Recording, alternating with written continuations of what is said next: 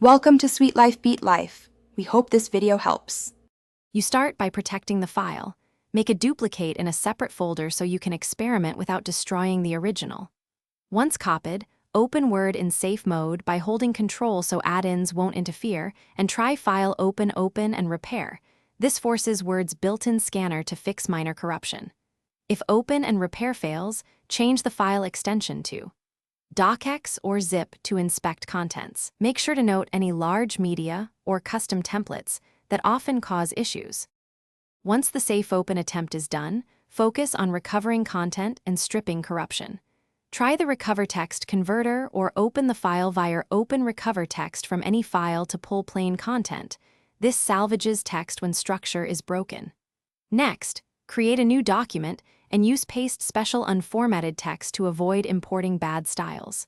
If formatting is needed, save the bad file as RTF and reopen it. This often discards hidden corruption while keeping most formatting intact.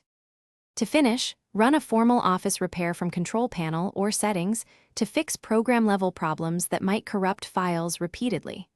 Restore the best recovered copy from Auto Recover or Version History, and save a stable final format such as PDF as an extra backup.